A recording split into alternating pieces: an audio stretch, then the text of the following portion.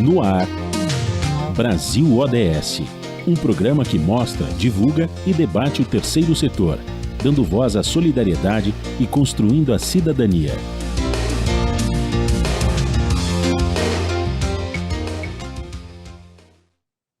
Bom dia, eu sou Joel Scali e começa agora o Brasil ODS, um programa do Observatório do Terceiro Setor. No programa de hoje vamos falar sobre água e saneamento. A Agenda 2030 da ONU tem como um dos objetivos a garantia da disponibilidade e a gestão saudável da água potável e do saneamento para todos.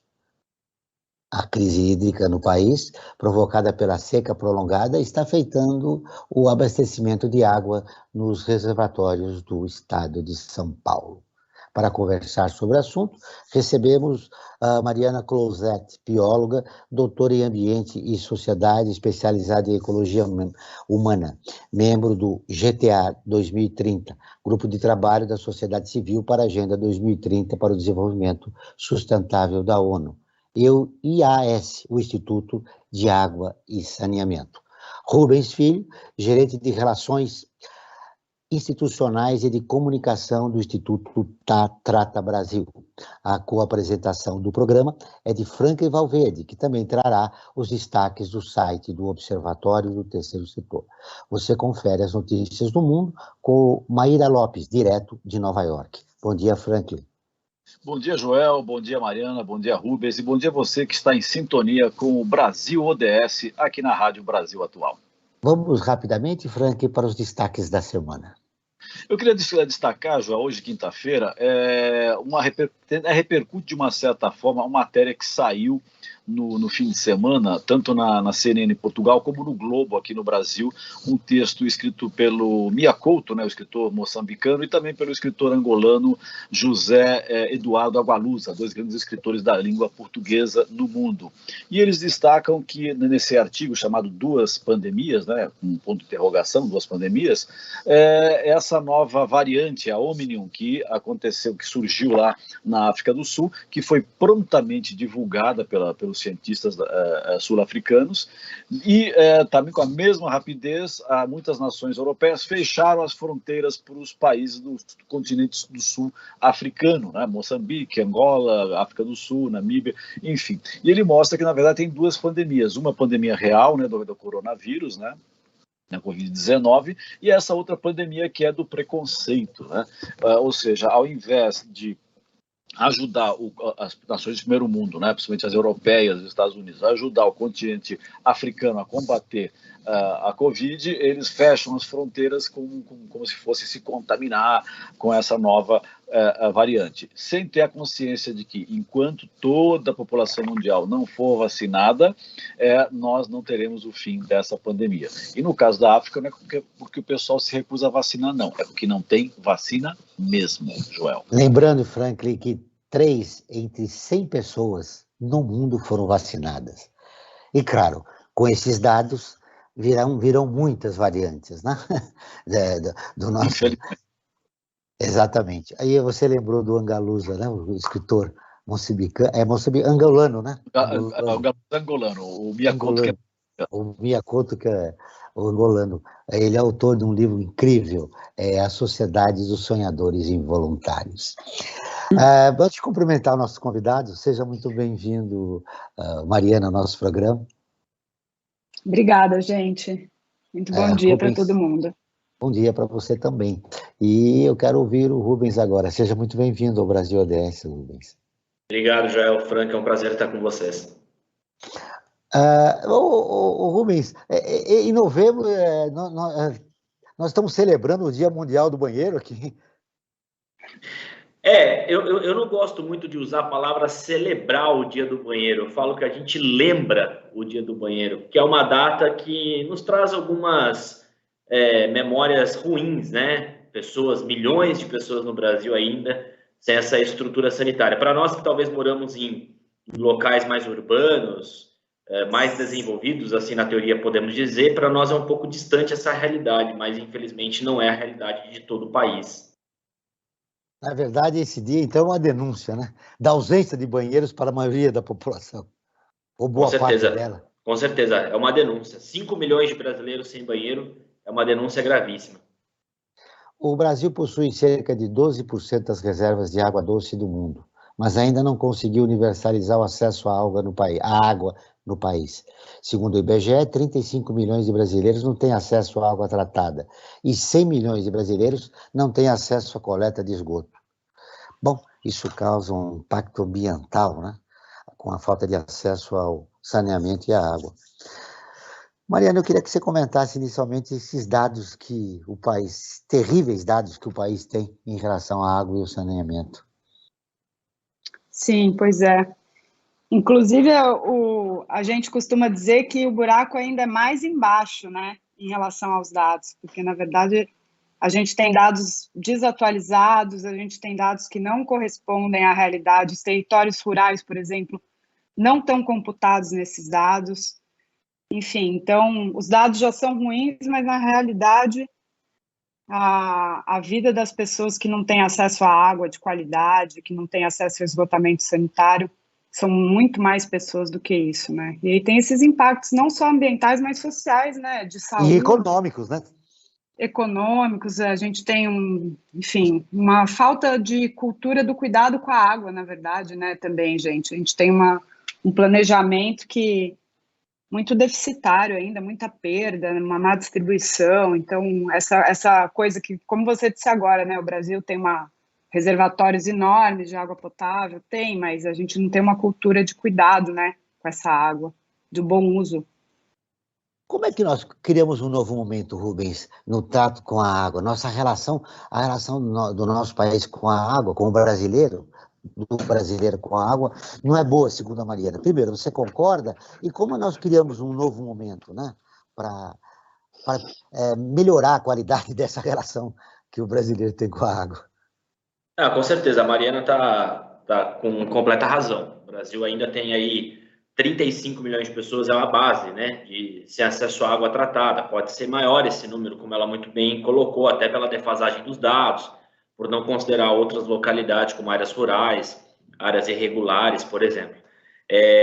O Brasil, ele por décadas, Joel, ele priorizou o acesso à água, mas ele não conseguiu levar para todo mundo, né? Ele priorizou mais do que a coleta do esgoto. Foi políticas de muitos municípios, né? Eu levo a água e você me dá o voto.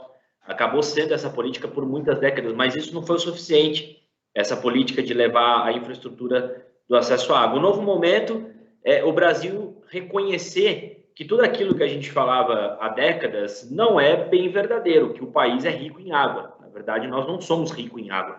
A grande disponibilidade hídrica do Brasil está numa região de pouca densidade populacional, que é o norte, né? Enquanto a gente tem aí uma forte densidade populacional aqui no centro-sul do país, onde a disponibilidade hídrica é pequena. Então, nós fomos ensinados lá na escola, até mesmo nos bancos das universidades, de que a gente é um país abundante em água. Então, esse novo momento que a gente precisa criar é de uma conscientização cada vez mais forte e uma segurança hídrica que eu acho que o Brasil pouco trabalhou durante essas últimas décadas. Mariana, fala-se muito, os especialistas, que nós temos muita água no subsolo brasileiro. Pois é.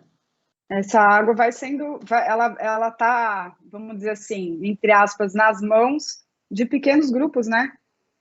Voltado para... A privatização da água também é um problema muito grande, né? A água deveria ser gerenciada pelo Estado, vocês não acham? É uma discussão bem recente, inclusive, né, Rubens? Aí com a nova lei do marco legal, esse debate da privatização está quente. Nós vamos tocar nesse assunto ao longo do programa, mas já que o Franco colocou, nós podemos adiantar isso. Essa é a discussão. Ou, por exemplo, o Instituto Trata Brasil, Rubens, como é que ele está abordando esse problema? Ele é a favor ou contra a privatização da água? Eu acho que a gente tem que tomar cuidado com os termos. Na verdade, não é bem privatização da água. A gente está falando de concessão do serviço de saneamento. Privatização da água dá um caráter de que toda a água que está disponível no Brasil, em rios, subsolos, vão fazer parte das empresas. E, na verdade, não é bem isso que a gente está discutindo. A gente discute a concessão do serviço da água tratada, da coleta e tratamento de esgoto nos municípios. Bom, veja, o Trata Brasil é favorável ao novo marco legal de saneamento básico, que é o que dá esse caráter de concessão à iniciativa privada, a uma PPP. justamente por ser um serviço tarifado, né? Um serviço que é prestado, seja pelo próprio município, por uma empresa estadual, que acho que é o que acontece em boa parte do país, ou já por uma empresa privada, acontece aí em 7% dos municípios brasileiros há um tempo. Então, a partir do momento que a gente tem um país com milhões de pessoas sem acesso ao serviço de saneamento básico, e aí ele vem de um modelo que, infelizmente, não deu certo, nós somos muito favoráveis que esse modelo seja transformado, que ele seja revisto. Isso não significa que é privatizar o serviço em todo o país e acabou. E aí a gente vê no que dá. Até porque a iniciativa privada não vai resolver o problema do Brasil em saneamento básico, assim como a iniciativa pública, né? O poder público, de uma maneira geral, não resolveu e não vai resolver também. Então, eu acho que esse novo marco legal, e aí somos muito favoráveis, ele dá essa possibilidade de haver um trabalho em conjunto e um novo momento para o país em relação ao saneamento básico. Mas a grande pergunta é, nos municípios mais pobres, a água e o saneamento vai chegar à população de baixa renda? Precisa chegar, está no novo marco legal. Tem artigos muito claros lá de que precisa chegar. Com o poder público, tanto empresas públicas estaduais ou públicas municipais, esses municípios também não são atendidos, né? E que se são atendidos, eles são muito precários. Então, por isso que a nova lei deixa muito claro, independente da prestação, isso serve também para o poder público, os municípios menores e mais vulneráveis vão ter que receber os serviços de alguma maneira. E por isso tem essa meta, que é muito discutido dentro da lei, né, se deveria estar ali ou não, mas já que foi colocada, de até 2033, 99% da população do Brasil tem que ter água e 90% da população do Brasil tem coleta e tratamento de esgoto, vai ter que fazer uma análise até 2033. Não vai poder chegar lá e analisar, bom, poxa, não deu certo. Vai ter que ter uma análise muito rigorosa durante todos esses anos aí desse novo momento. Eu quero ouvir a opinião da Mariana. Você concorda com esse marco legal, o encaminhamento dele? A gente tem feito, inclusive, no Instituto Água e Saneamento, uma análise bem detalhada, bem profunda da lei, das regionalizações, né? Dessa proposta nova aí de desenho dos territórios para prestação de serviços. E que conclusão vocês chegaram?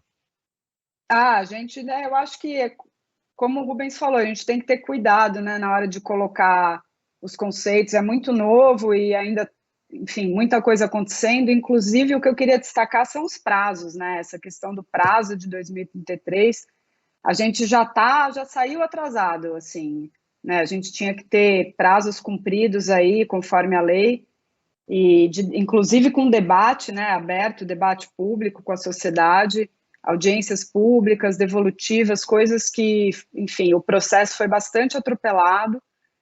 Então, eu acho que, enfim, a gente tem aí o ano que vem. É isso?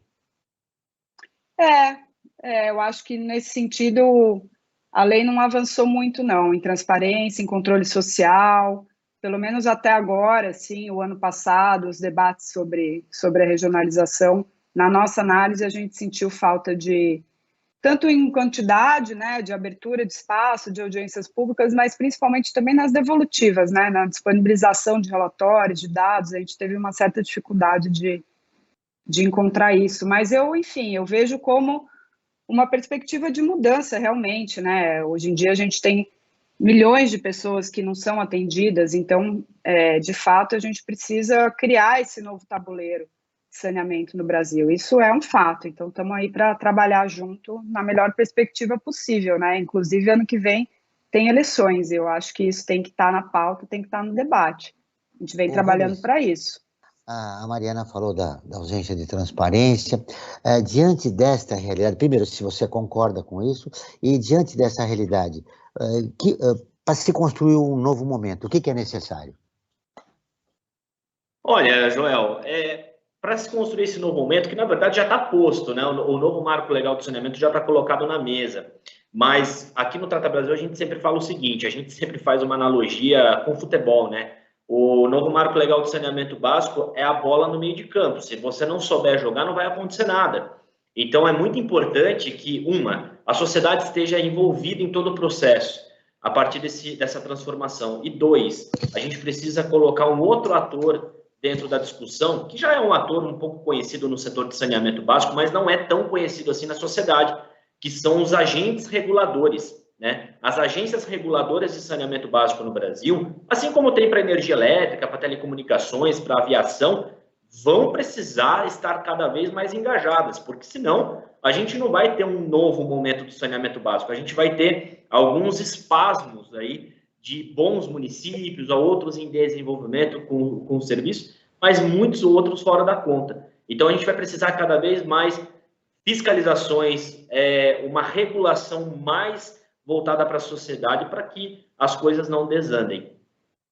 Vamos ouvir agora a Rádio ONU, parceira de conteúdo do Observatório do Terceiro Setor, com a matéria: falta de saneamento básico mata 700 crianças por dia. A Maíra Lopes, de Nova York, tem as informações.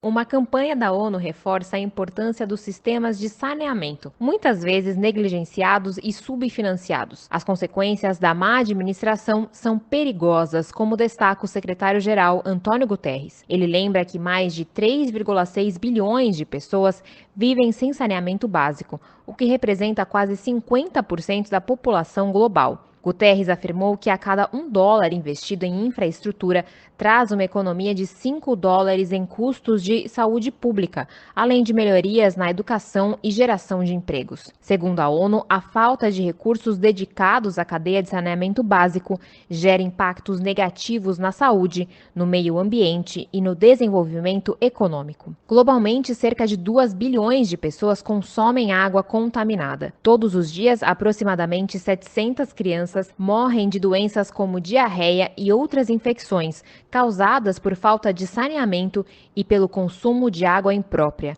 Dessa forma, Antônio Guterres reforçou que o saneamento básico é um direito humano essencial e salva vidas, além de fortalecer a igualdade de gênero. Para as Nações Unidas, o acesso ao saneamento é também uma questão de dignidade e segurança, principalmente para as mulheres. Da ONU News em Nova York, Maíra Lopes. Continuamos com o Brasil ODS, o programa do Observatório do Terceiro Setor. Hoje estamos falando sobre saneamento e água, com a Mariana Closetti, que é bióloga, e com o gerente de Relações Institucionais e de Comunicação do Instituto Trata Brasil, o Rubens Filho. Franklin, para repercutir essa matéria, é um dado aterrador, né? Sim, de crianças que morrem por falta de saneamento. Mas você tem... de ter o saneamento como uma das principais metas de todos os governos, né, Joel? É verdade, mas você tem informações importantes sobre a nossa enquete. Sim, nós temos uma enquete, e antes da enquete eu queria falar sobre o programa Recitec, Joel, que é um programa que o Observatório do Terceiro Setor iniciou neste ano uma parceria com a REURB, que é a Recicladora Urbana, e a ABS, Associação Brasileira de Empresas de Software, que resultou nesse programa que eu disse, o Recitec. Por meio desse programa, empresas de todo o país terão acesso a um serviço gratuito de logística reversa dos descartes de aparelhos de TI e de telecomunicações. Os materiais em bom estado são recondicionados e depois que eles são recondicionados, eles são transformados em equipamentos seminovos que são destinados a institutos com projetos de inclusão sociais, que são escolhidos por quem? Por essas empresas que doaram esse material para ser reciclado. Para saber mais sobre esse nosso projeto, esse programa Recitec, eu convido todos e a todas que entrem no nosso portal, observatório3setor.org.br, o 3 em numeral. E, Joel, também você falou na nossa enquete, e eu quero dizer a todos e a todas que a cada programa que nós realizamos aqui na Rádio Brasil Atual, nós fazemos uma enquete. Ou seja, a enquete não é uma pesquisa, não tem um fundo científico, não tem uma base científica, mas, enfim, serve para ter uma noção de como é que está a temperatura daquele tema que nós estamos debatendo no programa. E para o programa de hoje, nós fizemos a seguinte questão: você está sentindo os efeitos da crise hídrica na sua rotina? E olha só o resultado, já 70% das pessoas que responderam a nossa enquete disseram que sim, que estão sentindo esses problemas da crise hídrica no seu dia a dia, né? Eu mesmo, Joel, acho que você também, não sei, possivelmente, chega à noite, né, em geral, boa parte da semana, a água é cortada, né? Se você tem caixa, você consegue se manter, né? Se você não tem uma caixa, você sofre com esses cortes que acontecem na cidade de São Paulo, né? Ou seja, isso está muito presente aqui na nossa cidade. Ô, Frank, diante dessa realidade, por que falar em racionamento? Parece que é um palavrão, né? Racionamento. Nos governos anteriores, nós tivemos uma crise hídrica e faltou água na nossa cidade e foi feito um racionamento, inclusive um racionamento, e parou-se com isso, né? Não se explica para a população, né? A necessidade de você utilizar água de uma maneira consciente, né? Acho que quando se fala racionamento, João, acho que vem à mente das pessoas a seguinte questão, que é verdadeira. Se está tendo racionamento é porque teve uma má administração lá atrás que não planejou essa falta que está tendo agora e nós temos que reacionar. Então, os governos, às vezes, dão uma driblada, de uma certa forma, no linguajar, né? Como privatização, que agora eles falam que é desestatização, né? Ou seja, criaram uma palavra muito bonita para dizer o que é a mesma coisa, que é privatizar mesmo, é entregar o patrimônio público para meia dúzia, né? Então, acho que, de uma certa forma, eles evitam essa palavra, né? Até porque ano que vem nós temos eleições, Joel. Então, o pessoal, né, de uma certa forma, acaba contornando na linguagem para não ficar queimado na fita, como se dizia antigamente. Mas eu quero colocar uma questão. O Rubens levantou aí que o modelo deu errado, né, na questão do saneamento do Brasil, né, por isso que está tendo uma série de... Eles até do estudo que ele pertence defendem que isso seja passado para iniciativa privada, a concessão, né, na verdade. Né? Então, eu gostaria que ele especificasse melhor o que deu errado nesse modelo e o que poderia ser consertado, né, ao invés de ter que passar para a iniciativa privada, por que o Estado não assume e ele não gerencia isso da melhor forma possível. Né? O Rubens começa e a Mariana complementa essa questão. Perfeito, Franklin. Bom, o que deu errado? A gente vê que durante muitas décadas, justamente a infraestrutura de esgotamento sanitário não avançou. Então, obviamente, a gente já começa a ver por aí que as empresas, de uma maneira geral, poucas, na verdade, priorizaram. Nós não podemos generalizar, porque a gente tem que entender que existem muitas empresas públicas que estão cumprindo com o seu papel, estão fazendo os serviços de saneamento básico aqui. Eu cito alguns municípios, por exemplo, Franca, Uberlândia, no Paraná a gente tem Curitiba, tem Ponta Grossa, tem vários municípios que são operados por empresas públicas e que são muito boas e continuarão prestando esse serviço sem nenhum problema. Eu arrisco aqui a dizer que elas não correm nenhum risco de ter empresas trocadas no meio do processo. Só que isso não é a realidade do Brasil. O problema é que o setor de saneamento básico no Brasil se espelhou muito em São Paulo, Minas Gerais e Paraná. E nós temos outras 24 unidades da federação, das quais não conseguiram avançar, que tem empresas deficitárias, que não tem nenhum recurso financeiro para fazer obras de expansão de serviço, que mal tem recurso financeiro para pagar salário de funcionário. Então, quer dizer, são empresas que, na verdade, quebraram, né? E quando a gente fala de saneamento básico, não é somente uma empresa que existe no Brasil, ou duas ou três. A gente está falando de um conjunto de muitas empresas. Então, a gente está falando aí de praticamente todos os estados brasileiros, quase todos, têm as suas empresas estaduais, mas tem municípios também que têm as suas empresas municipais. Então, por isso que esse modelo ele ficou um pouco para trás, porque as empresas elas não conseguiram acompanhar o avanço dos serviços e a necessidade, né? O que precisa ser feito agora? Essas empresas elas precisam se readequar a esse momento. Isso não significa extinguir essas empresas de maneira alguma, mas ser readequar, ganhar talvez mais reforços do Estado, por exemplo, para que elas consigam também cumprir com os objetivos. O que não pode é a gente condenar milhões de pessoas a sem acesso a saneamento básico no Brasil, simplesmente porque é público ou privado. Aí também serve para o privado, porque se o privado também não está dando certo, não adianta a gente deixar lá só porque é o privado, e as milhões de pessoas continuarão sem o serviço. Então, eu acho que essa é a reflexão que a gente precisa fazer. O modelo anterior, que foi um modelo de problemas financeiros, problemas técnicos, problemas de interferência política, acabaram atrasando o saneamento básico no Brasil de uma maneira geral. E aí, como não estamos falando de 2, 3 ou 4 empresas, mas sim de um conjunto que talvez ultrapasse até 50, a gente precisava, sim, repensar um pouco de como esses serviços seriam distribuídos novamente no Brasil. Maria. Isso aí. Aquela frase que o pessoal dizia muito há uns anos atrás, cano enterrado não dá voto, ela é verdadeira? nas políticas públicas ou não? Eu concordo. Eu acho que a gente se pautou muito, né, em um modelo de infraestrutura que realmente não representa a totalidade do território nacional, né? Então, eu acho que, independente desse debate do público, do privado, eu acho que são necessários mesmo novos arranjos, e aí a discussão dos investimentos é uma pauta muito importante, está bem destacado no novo marco legal, né, a viabilidade econômico-financeira, e para a gente criar outros modelos, né, modelos descentralizados, por exemplo, de saneamento, mais adaptados aos territórios. Não é com uma infraestrutura de sul-sudeste que a gente vai conseguir levar acesso à água e esgotamento sanitário em territórios no interior da Amazônia, por exemplo, né? Não é a mesma estrutura. Então, eu queria também, assim, repercutir um pouco a reportagem aí, a questão, né, das crianças morrendo e da desigualdade de gênero, né? É muito importante a gente pautar, já que estamos aqui falando de saneamento, que sem saneamento a gente não vai alcançar a igualdade de gênero. E aí eu vou dizer por quê, porque as mulheres, elas, em situação de pobreza menstrual, né, sem acesso à água, elas não saem de casa, as crianças não vão para a escola, sem uma água de qualidade, a merenda escolar não é colocada nas escolas, então as crianças não vão estudar, as escolas fecham. Problemas de violência, né, em territórios onde as mulheres têm que se deslocar para buscar água, para trazer essa água para casa, né, elas estão mais suscetíveis à violência.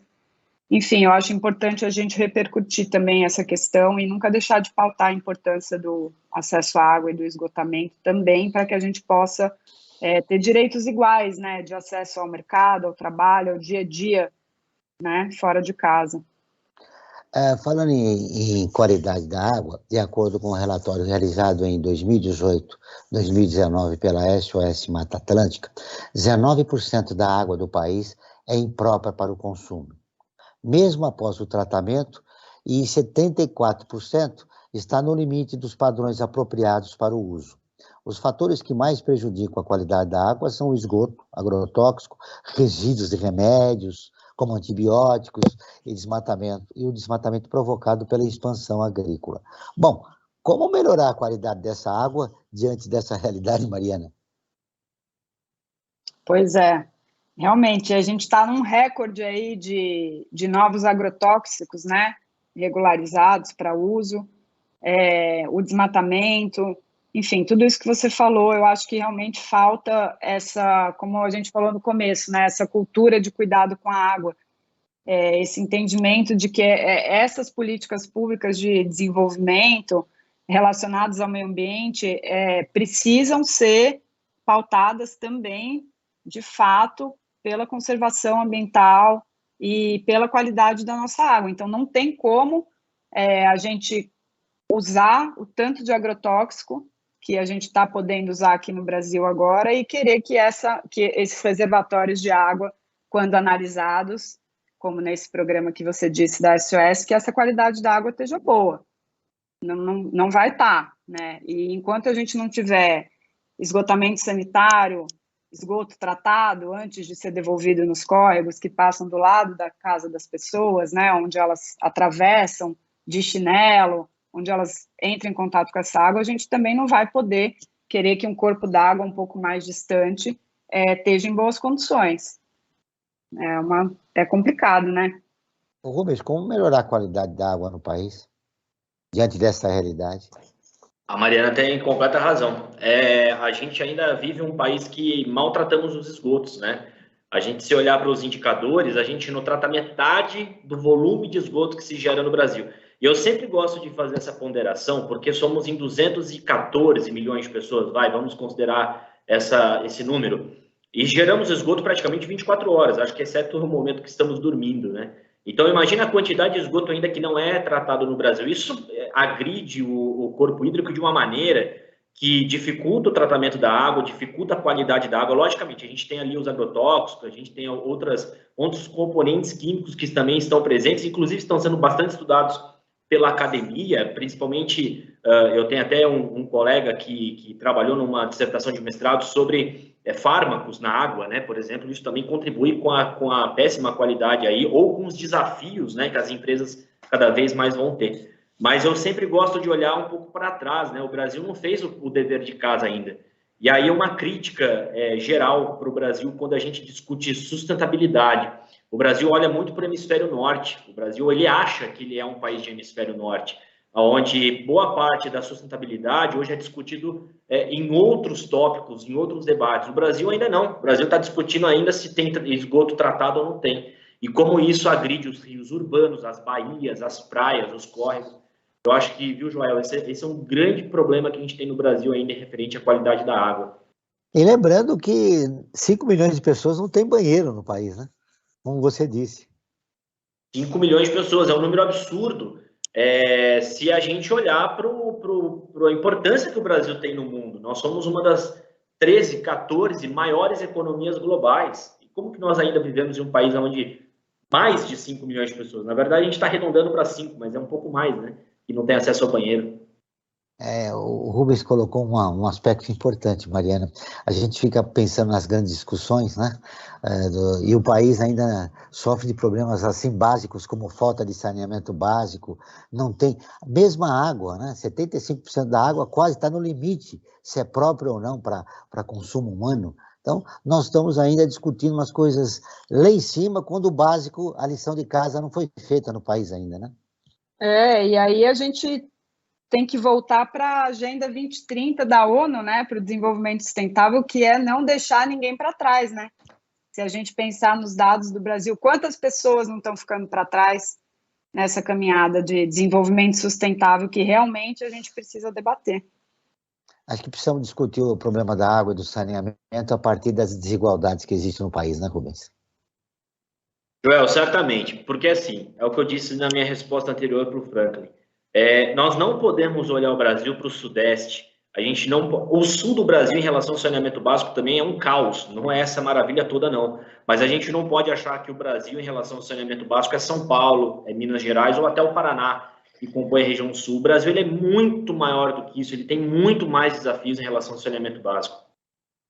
Deixa eu fazer um convite a você, ouvinte, que acompanha o programa Brasil ODS. Você quer ficar informado sobre projetos, causas sociais e direitos humanos? Siga o Observatório do Terceiro Setor nas redes sociais e acompanhe informações do Brasil e do mundo. No Instagram, @Observatório Terceiro Setor. No Facebook, é facebook.com/Observatório Terceiro Setor. Os nossos programas estão disponíveis no canal do YouTube. Lá também você encontra quadros de Como Você Sabia e Você Conhece, que mostram aspectos ignorados da história e refletem sobre a sociedade brasileira. No canal também você pode assistir às lives realizadas pelo Observatório toda quinta-feira às 17 horas. Basta buscar Observatório 3 Setor em numeral e seguir o Observatório. Repetindo, Observatório 3 Setor em numeral. Franklin Valverde, informações, perguntas para os nossos convidados? Sim, Joel, eu queria falar um pouquinho, já que você falou no Observatório, né, no nosso site, dar alguns destaques importantes do nosso site. Né? Convido também, reforço o convite que o Joel fez, né, para todos visitarem o nosso portal, e lá vão encontrar uma série de matérias importantes, como, por exemplo, né, Mulheres na Ciência, os desafios e as conquistas de ontem e hoje, né, mostrando que a mulher teve um papel e tem um papel muito importante no desenvolvimento da ciência, né? Uma outra matéria que merece destaque também é Ódio na Rede. Pesquisa revela a intolerância dos brasileiros na internet. Né? E temos que lembrar que ano que vem temos eleições, né? E esperemos que esse clima pesado que marcou as últimas eleições não aconteça novamente no ano que vem. Né? Então é importante a serenidade e as pessoas votarem, né, sem as ofensas comuns, né, sem esse ódio que corre nas redes sociais. E a matéria principal que eu quero destacar hoje, João, é a história de um médico, né, que já fez 32 mil cirurgias gratuitas em crianças com lábio leporino. Essa é uma matéria que foi escrita pela Juliana Lima, que está no nosso portal, e ela conta a história do Dr. Subô, Kumar Singh, né, um cirurgião plástico que já fez, com 20 anos de carreira, né, fez essas mais de 32 mil cirurgias em crianças que sofrem do lábio leporino, né, ou fenda palatina também, né, como é conhecido, né, dando a elas um novo motivo de sorrir, né, de se sentirem muito mais alegres, né, com essa cirurgia, fazendo essa pequena correção no seu lábio, né? Então, essa matéria conta toda a história do Dr. Subó, né? E mostra também, né, que ele é uma pessoa que sofreu isso, né? E ele realmente, motivado por esse próprio sofrimento dele, ele se transformou num médico, né? Bastante sacrifício, diga-se de passagem, e hoje ele ajuda muitas crianças fazendo essas cirurgias gratuitamente. E tanto essa matéria que eu citei, Joel, como outras que as pessoas vão encontrar no nosso site, elas contam com o recurso de áudio também, né? A ferramenta de audiodescrição, que de uma certa forma mostra que o Observatório do Terceiro Setor está atento à integração e uma forma de fazer com que as pessoas, todos e todas, independentemente dos seus problemas, como o problema de visão, né, possam usufruir e desfrutar das matérias que são publicadas no nosso portal, Joel. O risco da crise hídrica é iminente em diversos lugares do Brasil, principalmente em São Paulo, onde os relatórios estão 9 pontos abaixo do nível pré-crise hídrica de 2013. Apesar da chuva acima da média em outubro, o Centro Nacional de Monitoramento e Alertas de Desastres Naturais teme que o sistema Cantareira chegue a 17% da capacidade em abril de 2022. Além da falta de chuvas, quais outros fatores contribuem para a crise hídrica, Mariana?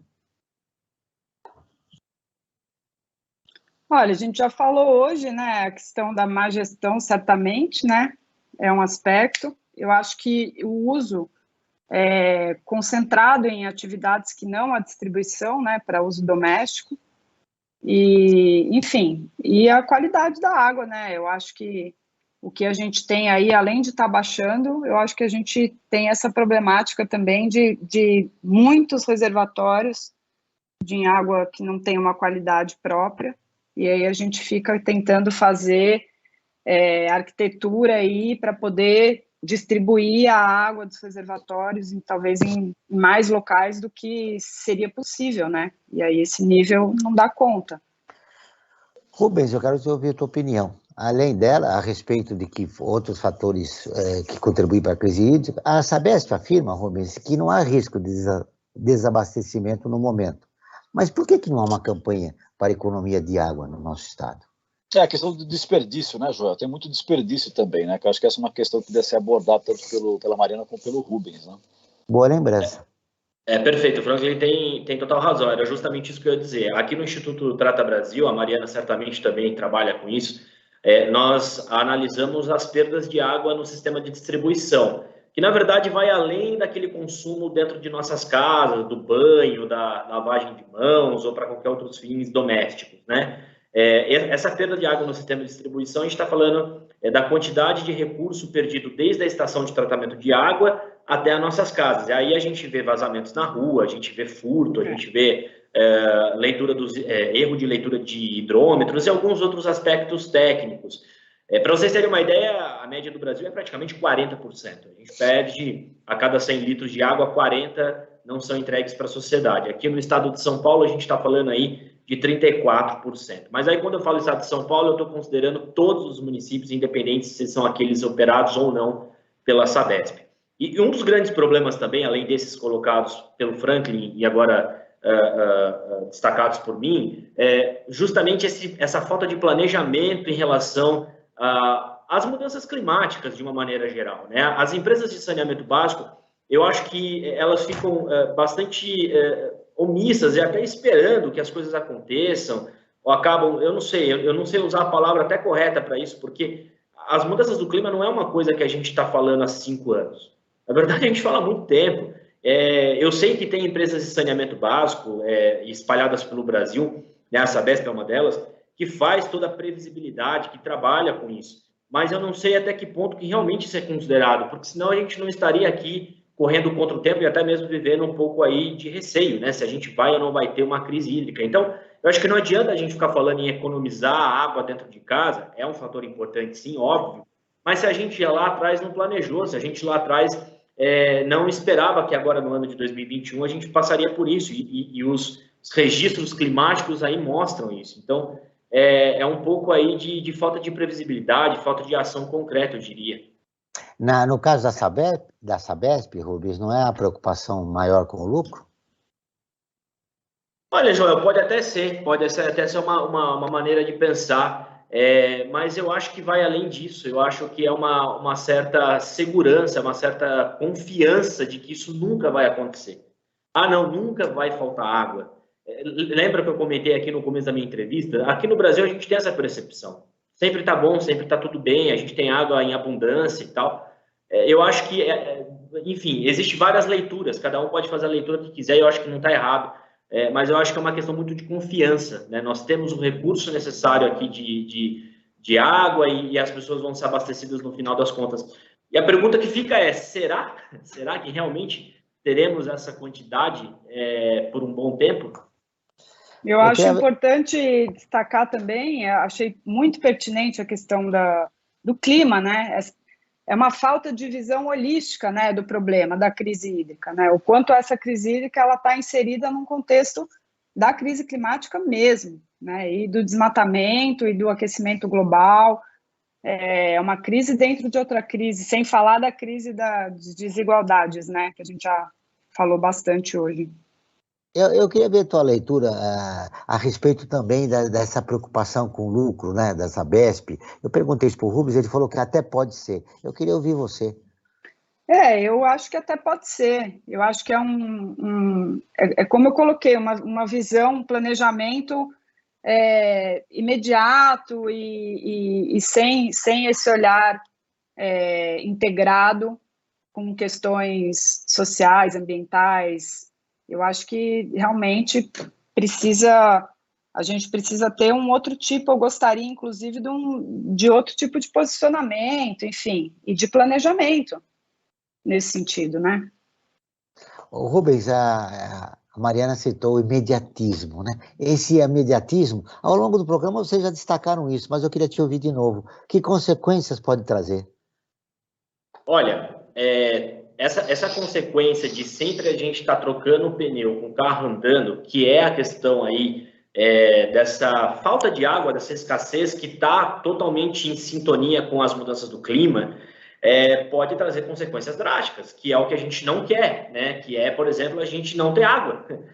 A região de Curitiba, da Grande Curitiba, passou por um tempo, eu não sei nem se passa ainda, eu não gostaria nem de dar uma informação errônea, mas até pouco tempo estava passando por um processo de rodízio, né? Onde a região metropolitana de Curitiba tinha água um dia sim, o outro não. E eu acho que não é isso que a gente quer, né? Aqui na região metropolitana de São Paulo ou qualquer lugar do Brasil, acho que nem os próprios moradores da região metropolitana de Curitiba gostariam de ter vivido isso.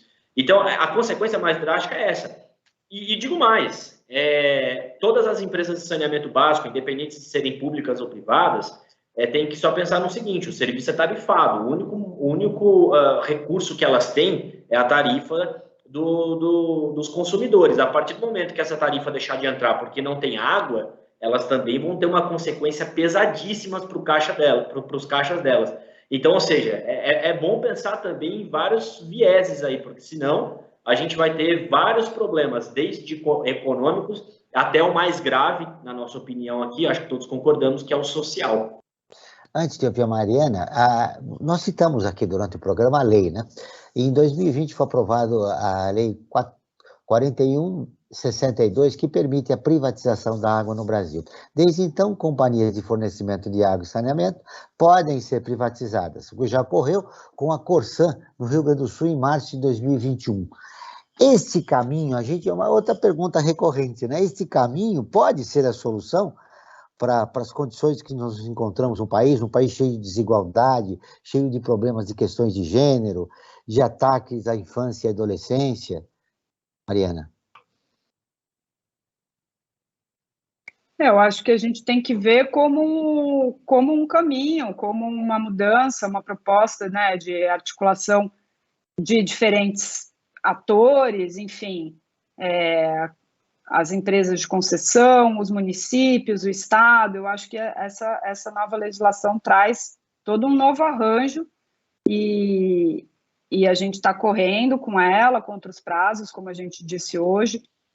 Agora, eu acho que, enfim, muita coisa tem que ser discutida no sentido realmente dela conseguir atingir o objetivo aí, que não é novidade, né? Não veio dessa lei, vem aí de uma agenda muito maior de universalização do acesso à água e esgotamento, né? Ela é bastante...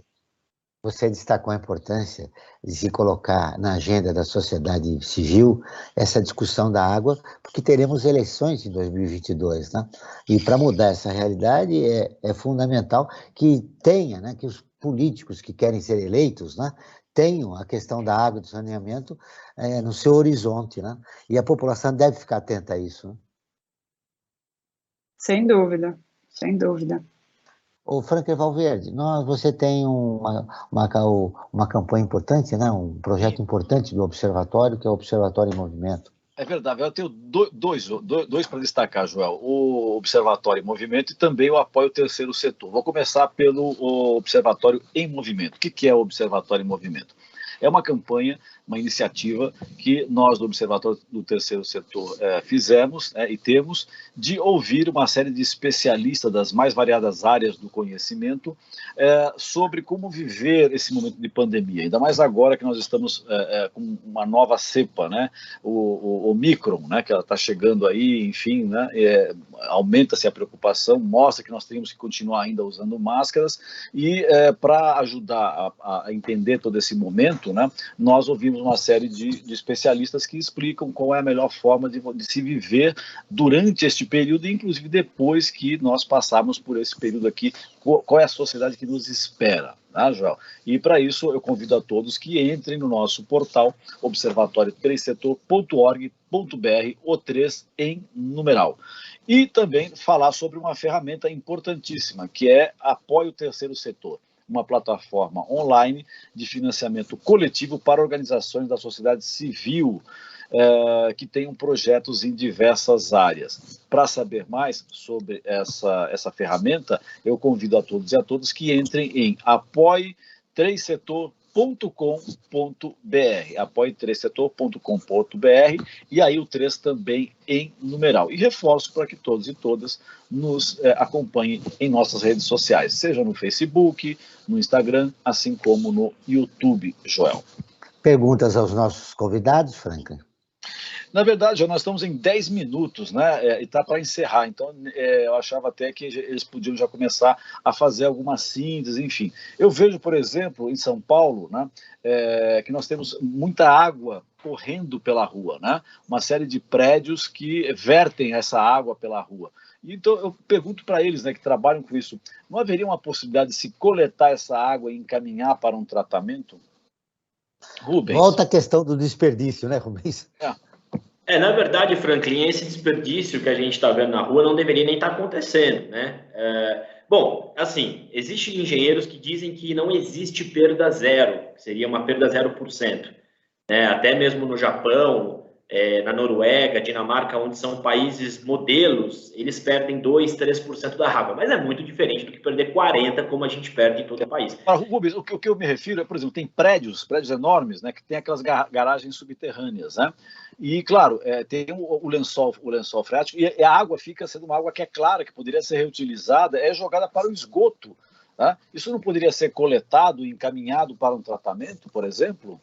Claro, pode, não tem nenhum problema, mas eu acho que esse é um dos menores problemas, viu, Franklin? Eu acho que ainda assim, o grande problema que a gente vê, inclusive a semana que passou aí, eu tive algumas experiências pelas ruas de São Paulo, são esses vazamentos que deixam a gente um pouquinho mais abismados, né? Que na verdade é de água potável, água pronta, que deveria estar chegando na casa do consumidor, que está pagando pela tarifa, né? Acho que isso é muito importante a gente deixar muito claro.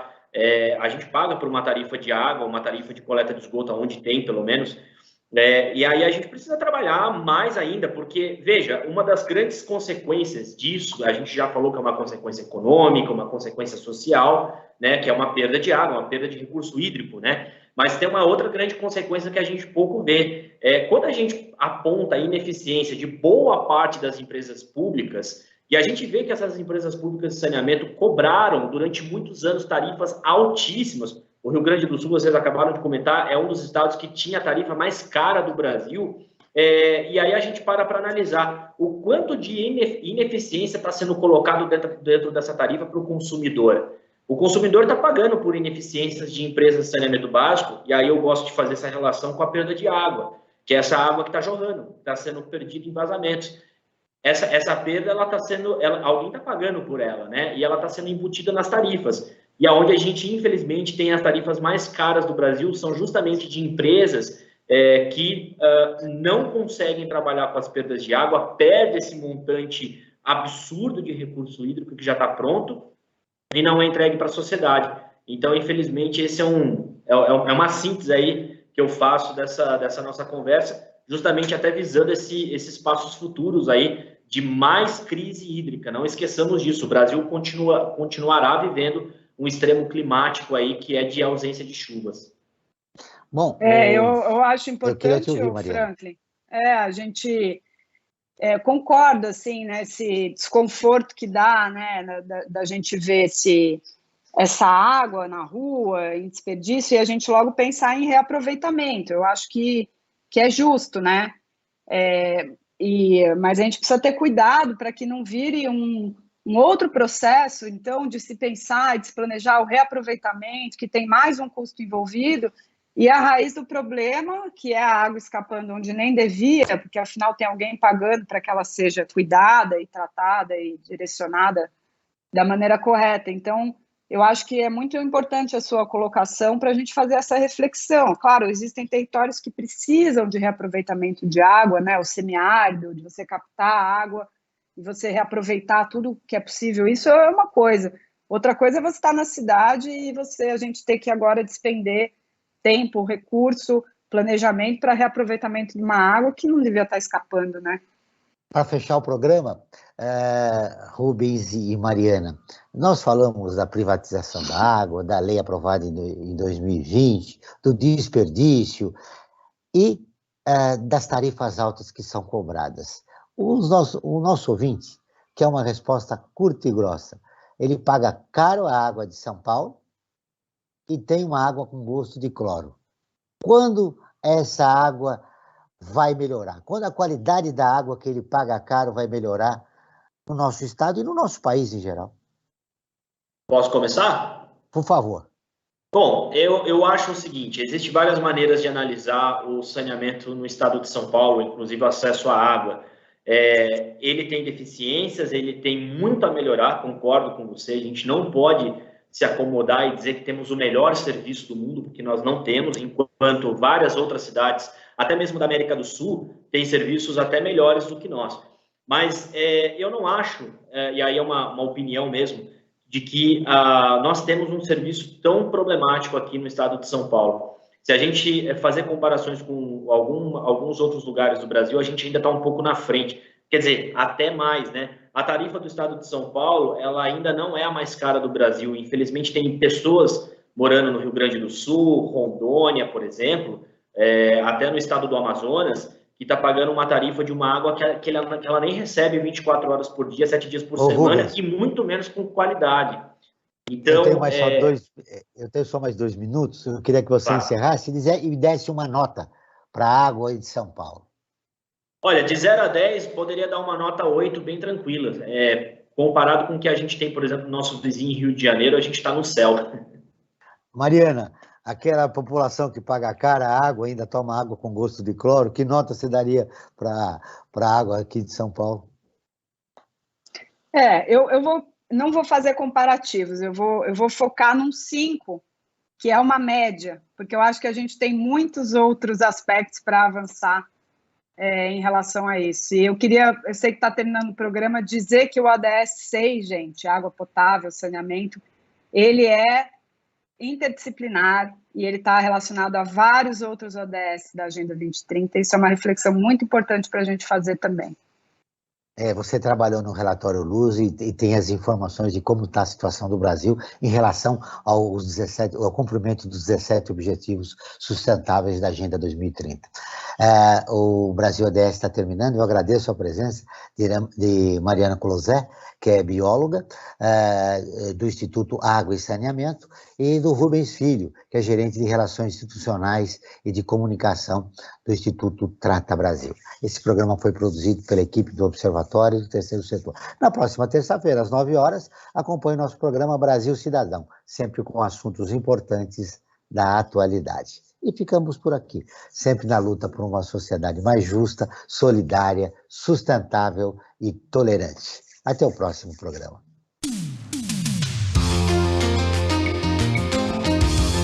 Você acabou de ouvir Brasil ODS, um programa do Observatório do Terceiro Setor.